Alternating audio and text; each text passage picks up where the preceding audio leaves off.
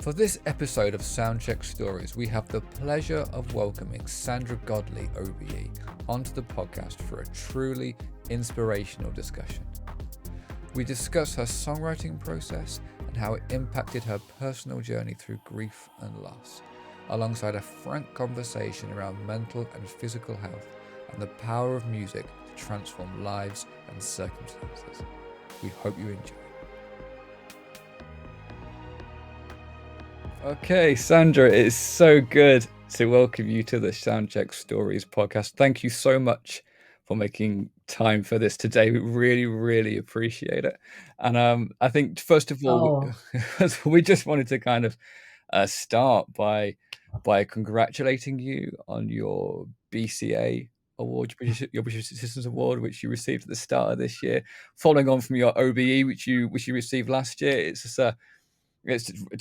just an amazing accolade, and I think it's just such a fantastic recognition of your, I guess, your dedication and your vision and your legacy, not only for music but also for the creative arts, and also for people, oh, communities, and in many cases the mm, more marginalized in our society. So, and we'll talk about that later. But just by way of introduction, I guess it's the latest award in a long list of achievements. Uh, so apparently, that also includes a MOBO nomination for Best Gospel Artist, oh my uh, gosh. a Lifetime Achievement and Yes. Music Well, Award from thank Ladies you. Special Network.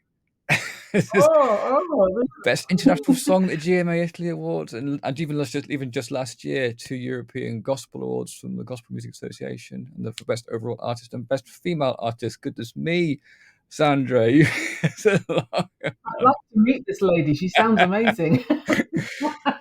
And alongside all this, you're also a BBC radio host. You're known for your contributions to the arts as a trustee and a director, and you've raised money through music for various charitable causes.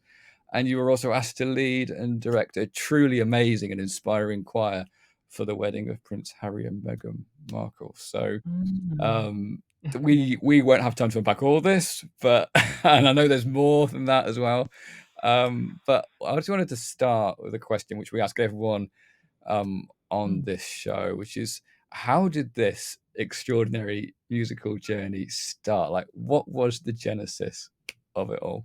Oh, well, yeah, and thank you so much for that. I kind of thought, whoa, overwhelming. But, you know, I'm of a certain age. I look back and I just think, well, I guess most people would look back and think I've done quite a bit. I've done lots in the area of work and charity, etc. But I guess I started my journey with music when I was a little girl, brought up to go to church, very typical West Indian background. I was born in Bristol, although I've lost that accent some time ago.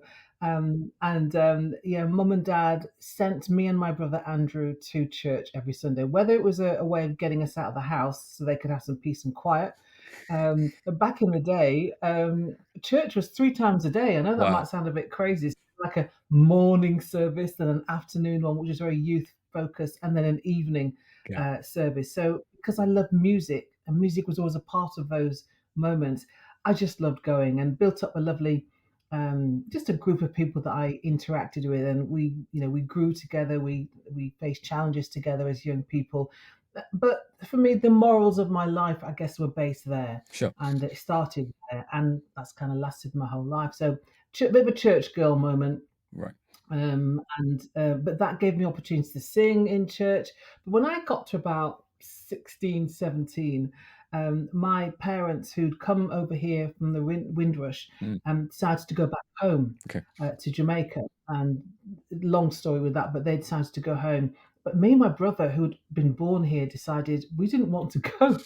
Okay. And I look back and I think my parents gave us the option whether to stay in the UK or go back to Jamaica. So we stayed, and I bought the house from my parents. I'd just started my first job at Derby City Council in their housing department, and my dad reduced the house down to about £5,000 so I could afford it, the Okay. mortgage, and that's it. My life began. My brother stayed with me.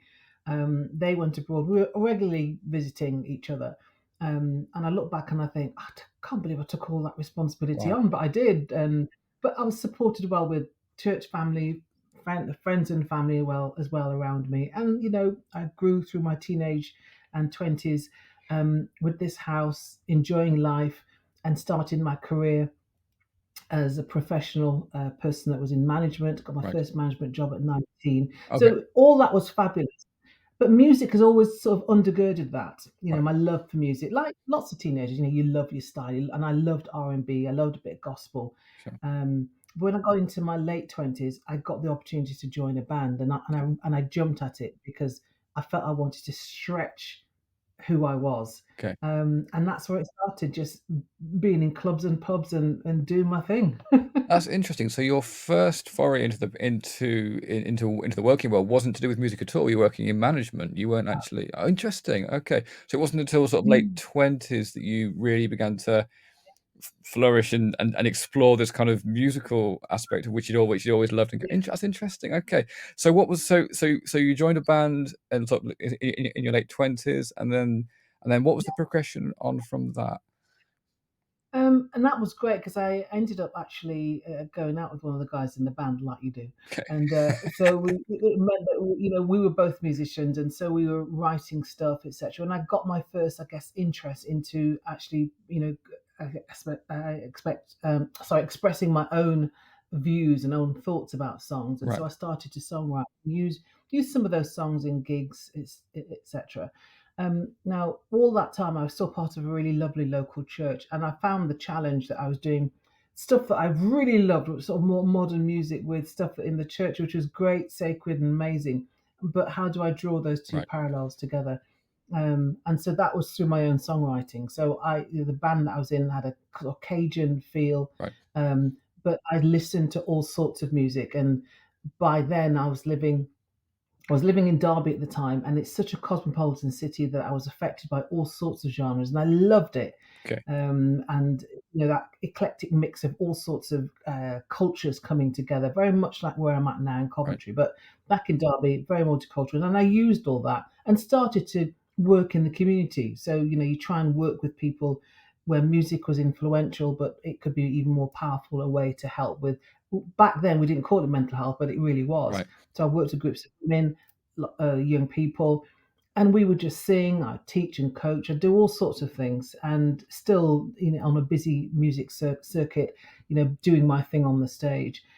So I got my grounding very Wow. early in my 20s. Didn't write any, I didn't sort of create an album or anything like that, but very much supported loads of people, did loads of different, um, I guess, said yes to lots of opportunities where I could be on the stage and perform and come alive in something that was so much the bedrock of my life. Fantastic.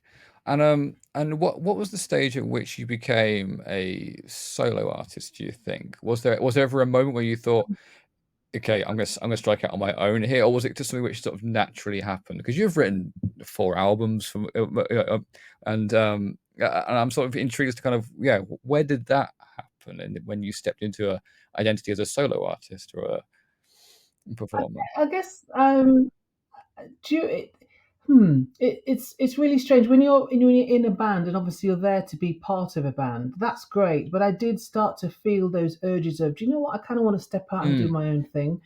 And I found I was able to do that sort of late 20s, I guess, okay, into my 30s. And remember, I wasn't doing this full time. I sure, had to still have the support of a job, and my job was quite challenging. I kind of escalated into different areas of business development.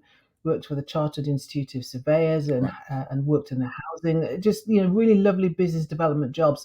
So because I had these high powered jobs, music became a bit of a relief, but right, also I started to just watch people, just people watch. And that's where most of my songs have always come from, just people watching, people talking to you, and being open about either their life, their journey, even their faith as well. right, And I try and interpret that with my own observations. So yeah, that was lots of fun, and then learnt the skill of just what it's like to perform to mm, an audience that perhaps doesn't react to you. You, right, you sure, get that in working clubs, and I right, forced myself to do it, standing there singing a Whitney song or whatever, Mariah Carey or whatever, and they don't respond, and you've given your heart and soul, and sure, you've not had any duff notes, okay. but when they don't respond, it's because it's okay. I had to learn the hard way. Yeah, They'll sure. only turn around and chuck something at you if you've forgotten a line in that Interesting, isn't song it? that every.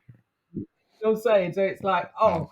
oh, um, I learned that the skill of interacting with others on the stage, allowing for space, allowing for each instrumentalist to have their moment on the stage, and still lead it as confidently as possible. So Right. yeah, all that background, and I look back and I think that was my training ground. Plus, Right. still regularly singing in church and Of being course. part of teams there, and just I guess attacking it from a different way, really. Right. So did that, just tread the boards, tread the boards, Amazing. tread the boards for years, and just learn as much as you can, and find good producers who would then help you interpret what's going off in here. Fantastic.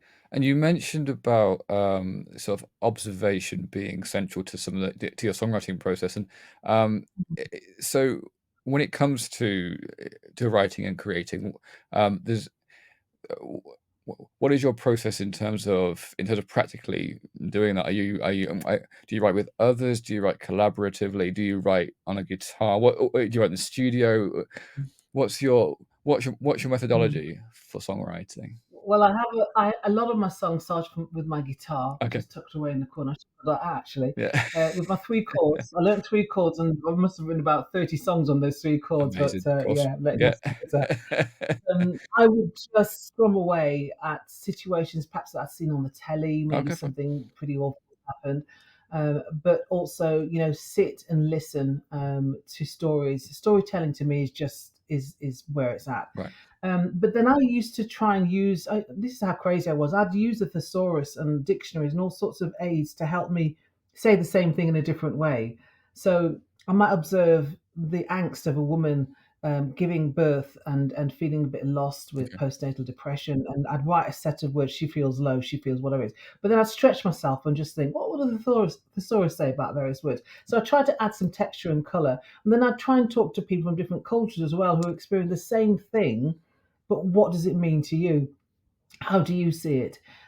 Some cultures are very tight-lipped about birth, etc., and other cultures not very free and open. So yeah, it's a process that I've learned, and it kind of helped me understand how songwriting should be as broad as possible. But there Mm, will be moments where it just has to be, you just say it as it is. For example, I wrote a song called "Sweet Surrender." It's my first album, and that album cost me so much emotionally because of what I was going through. I had a huge eye problem, and that just kind of happened from nowhere. okay. And my father passed away during my first album was away through my first album, and the guy that was producing it, he ended up passing away as well, Wow. and Okay. I had all these emotions to deal with. And at the center of me, if you know me, I have a strong faith, or I thought it was strong. And even then, with all this trauma, I needed to surrender my thoughts and my hopes and my dreams, and above all that, my hurt, Wow. my questions, why. So my dad, diminished into this strong black man, into this, slender, thin guy, and saw him wasting away. And I really believed that he was going to be better, Right. Okay. this cancer prognosis. And, one of these girls that loves to pray and whatever and be quite expressive. And to watch that sort of disease chip away at him. Um, and he was so good and kind to me, and encouraged me to keep going, Okay. even though I just felt left alone and isolated. But the only thing I had, my only companion, was to write. That was Right. my only friend, to write some words about that. And Right. that song, "Sweet Surrender," which is on my first album, is a typical example of me just responding to that moment. So, but there's happy moments as well, Sure. loads of Sure. happy moments that I can talk about. But Wow. yeah, I grab the moment, grab the season, hopefully, and just put pen to paper wherever I am, in my car, walking, and phones and notepads and whatever it is are so essential to capture that moment. Otherwise, you just lose it. It's like Sure. it never Sure. even Yeah. happened if you don't capture it. So yeah. That's so good. Thank you for sharing that. And that's really interesting that you shared that story about your dad. And I guess you've experienced firsthand then the power of music in terms of processing and dealing with trauma and grief and healing. Because I know that, and we're going to touch on this later on, but I know that, your work with sort of like people who have been going through sort of mental health challenges or disabilities. you've used music as a really wonderful tool to support and help people in that area. So, and I'm wondering whether do you think the motivation from that came from your direct experience, yeah, of Mm. of having Yeah. to draw upon music as a way of processing and a way Yeah. of comfort.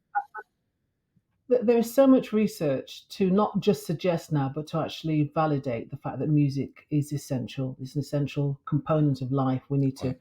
draw down that as much as we can. I'm not saying that we should all be singers, no, but the music takes you into a totally different dimension. And it's for me, it's best described as my go-to space. So when I've had those challenges, it just naturally comes now that I just want to write about it. I might not produce it at all or put it out there, but it's just a way of translating what's going on in my life. So let's talk about COVID. I mean, even now, and I think what happened during those 3 years, is it, of COVID, Yeah, sure. there was so much trauma, Right. and there was an expectation, I think, for people to say, "Where are the musicians? Can you Yeah. help interpret what's going on?" A lot of musicians just fell apart because they were Right. dealing with their own trauma. I lost my aunt to COVID Okay. and was one of many families that weren't able to say goodbye to my aunt. And so I found it really traumatic, really, really traumatic. And even though I saw that nurses were giving loved ones iPads to say goodbye to their loved ones, I mean, it was just the strangest time, but we didn't get that chance. But some months later, all of a sudden, I don't know what happened. It was like the words for my grief, 'cause I didn't talk about it that much, nor did anybody in the family.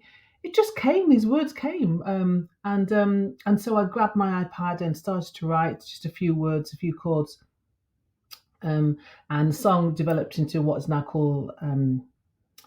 Oh, I can't go there. I'm too emotional. Okay. But it was just a moment that I needed to capture. And I talked to a guy who was a producer, and he said, "This is great, give me all that you've got, what you're hearing, etc." And I used a couple of apps to just sort of make it a little bit brighter, and left him to do that because brilliant producers just know what's going off and they can make that. They can just add the ingredients needed to make that song bigger. And so I interpreted my stress and my relief and did that. And that song actually helped quite a lot of people during that period, and it got quite a lot of attention, which was good. But what I'm saying is, I've just developed a habit. And if anyone's listening, don't give up on that habit that's helped you. Go back to Mhm. it and explore it some more. And for me, it's music, and I could have just left it as being, well, that was okay, but it's always been the place that I go to. And I've realized each time I go to music, I'm a different person anyway because of what I've gone through before. Sure. And the resource that's there is Mm. just incredible. So Wow. yeah, it's my go-to. It is my go-to. Fantastic. That was the song "My Darling," wasn't it? That was the song which you released. Yes, Yes, I remember. Yeah. yes, Wow. yeah, yeah, Amazing. Yes. it was. Incredible song, an incredible story, and it's so good that you're, as you're saying, you're drawing upon this that gift of music in that time, not only to help you, but I'm sure help so many other people as well who are processing after such a difficult time. Um, and I guess this is, I sort of, I'm thinking about the work that you've done following on from that. I'm sort of jumping ahead a little bit here, um, Mhm. things like your work with the Gospelability Choir and the Big Gosh, Love yeah, Song, and which really I think highlighted your support for individuals with, as I said earlier, with physical disabilities as well as mental health challenges, because you put together a choir with people who are going through those challenges. But yeah. this obviously came to attention because of a much wider audience, because you were asked to perform for Prince Harry and Meghan Markle's wedding, or you were sort of, Oh, it was a gift beforehand, wasn't it? It was a gift to them yes, prior to the wedding. yeah. Yeah, can you share more about that, Sandra? Because that's obviously an amazing You know what? story. I don't want people to think I'm always down, but there's just moments that happen, don't they? And you Yes, just try and capture the mood. And it's not that you're trying to you think where it's going to go. You're just capturing the mood. So for me, I just remembered seeing Harry walk behind the coffin of his mum. If sure. you can remember that long walk, Yeah, he and yeah, his brothers and her brother, and I just remembered he just started to talk about it right. some years later. And it's because of his openness about how he'd felt and he wished he'd talked about it more to people. and he'd announced his wedding, I just kind of thought, I wonder whether I can create something that interprets that for people, capture that moment. Um, and so, like I do, just talk to some people that I trust, even the ones that think I'm mad and crazy. Yeah, great idea, great idea. And with these things, you can't do it on your own. So again, you craft the song, you get it sorted, you get it produced. But the idea then of a choir was, well, why don't we give this as a gift to Harry and Meghan? Hmm. And he'd just done, I think he'd just launched the Invictus Right. Games, Yeah. and it just felt that we would just try and open this up to people who could relate to mental health challenges, Right. had got disabilities. And so once we put it out there and the auditions were at Coventry Cathedral, we were getting people who had PTSD, people who'd fought in wars, we had people who'd had trauma with losing babies. It was just like, whoa. And all this is just sitting, brooding in our country, because it Wow. wasn't just in Warwickshire where I live. So you get a sense that you've caught the mood of people, and then the idea is that to collectively we would sing this song that I'd written. Now, you don't do that unless you've got a good group of people around you, because a lot of these people couldn't sing. They'd caught the passion of, we want to do this, but you've got 120 people, and probably 10 of those are really, really good singers. Wow. What are you going to do? Um, so we just kind of made sure it was as easy as possible. There was no demand to sing in 4-part harmony or anything like that. Okay. Just come along. And Amazing. the crux of this story and documentary that was made about it was very much more about their stories and their journey to be in the choir, Sure. what it was like in the choir, watching me trying to conduct and everything, and then the privilege of actually performing this at the same place where our king got married Wow. in Windsor. It was mind blowing. So the one show came down and they filmed that, Mm. and so for this life changing for people. I remember one lady, Luke, said to me, "I've never even had a picture taken because I'm too shy to Oh, look at a bless. camera. Wow. To stand here and know that you picked me to be in this choir." So you start with one mad idea, and then you don't know where it's going to go, and that's exactly what happened. The song, the whole journey was made into a 30-minute documentary by the BBC, and it went viral Sure. all over the world. Oh, that's So crazy. crazy. Wow. So, so amazing to hear you share about that. I mean, you've done a And a lot of. lovely letter from, Go I on. had a lovely letter from Prince Harry as well. I want to say that as well, Oh, because he knew what was going on. So yeah, just thought I'd throw that in. no, fantastic, Sandra. Wow. And yeah, it's just amazing work. And as you say, and again, just sharing that, just that gift of music and using it as a blessing for people, using it as a way of, of building and sharing community. It's just fantastic. Would you?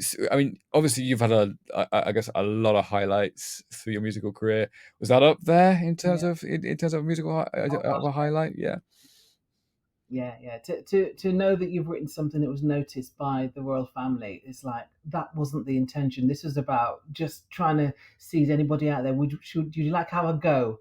mm, And get the chance to see it. The royal wedding sing along is the video, and it's their stories, it's their journey, it's their passion to do something. And when all of them got chosen, they just nearly had a fit, most of them. They didn't realize that it was going to be so, that they would be part of it. So wow, that for me is a huge privilege, and it made me think I can do this again, or at least get people with me to do it again. So yeah, that's definitely up there, definitely wow. up there. I'm not surprised. I mean, you've also done a lot of charity work as well, as much as you're a committed advocate for Feed the Hungry, for Mind as well, and Molly Ollie's Wishes as well, and so amongst others as well, I'm sure.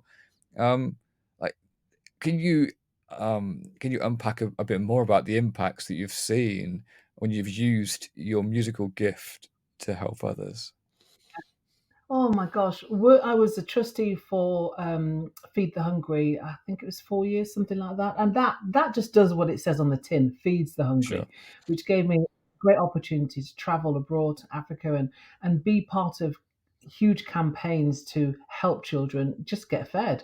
And I remember being with a load of kids at a school that we were supplying food for, because when you feed them, they come to school and sometimes they take the food home. Okay. So you have to give them encouragement to come to school to be taught, but we'll feed you as well. But being there in the midst of about 30-odd kids who were just all wanting little autographs, and one of them said that they thought I was Michelle Obama, and I thought, well, I wish. But anyway, just love her hair.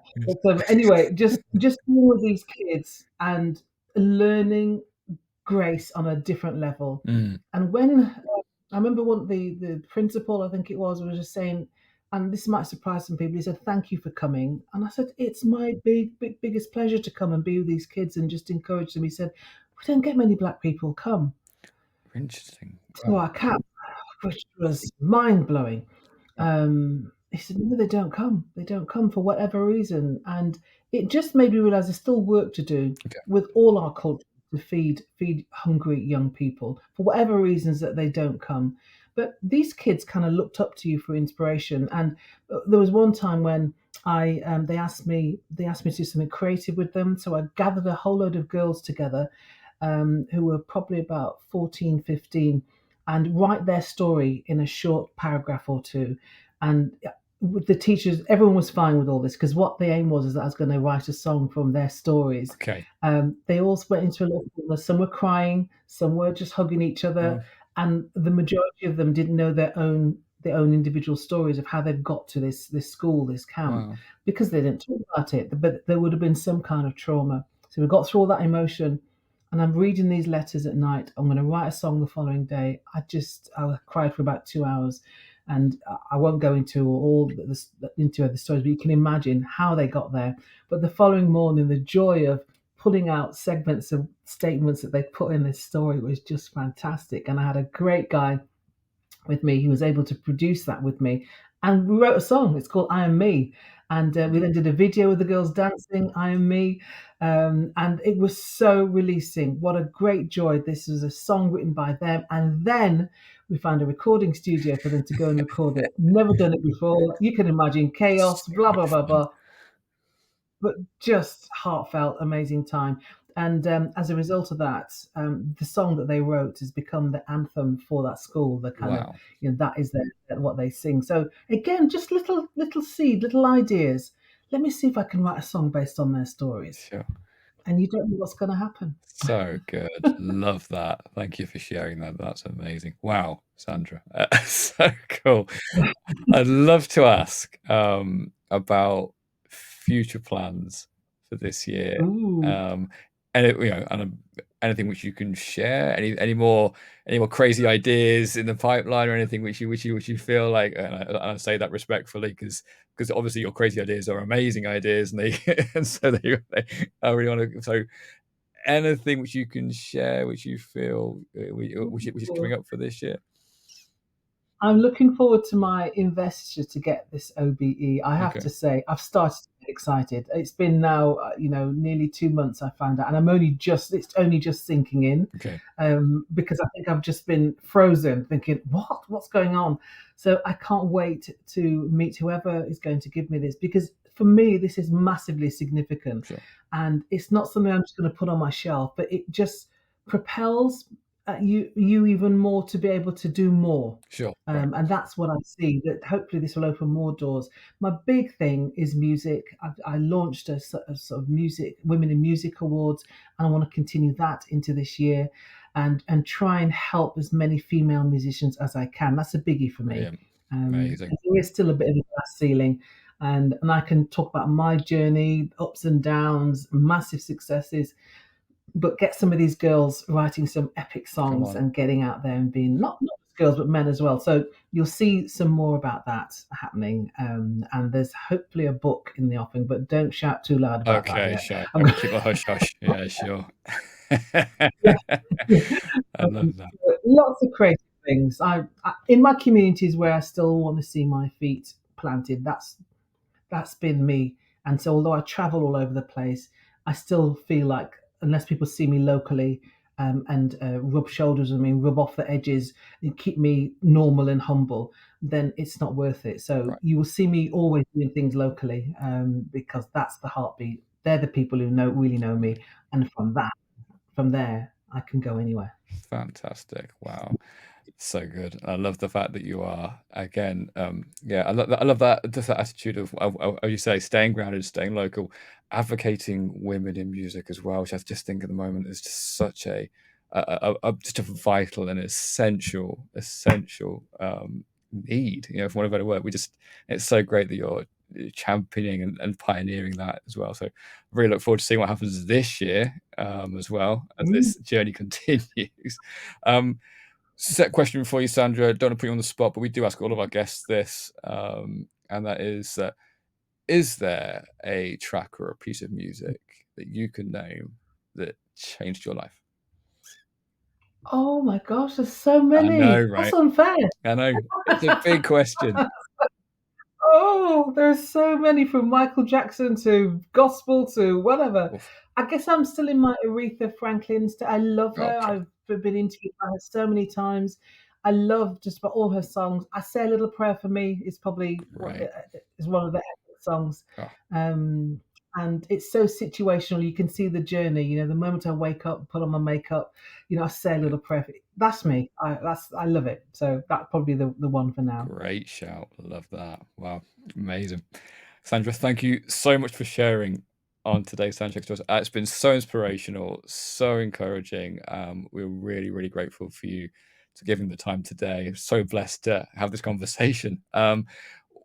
In terms of socials and links, Yeah, that's all there. I do a lot of work with BBC Radio 2, okay, but you can find me on my website, sandragodley.org. There's a way of contact me there.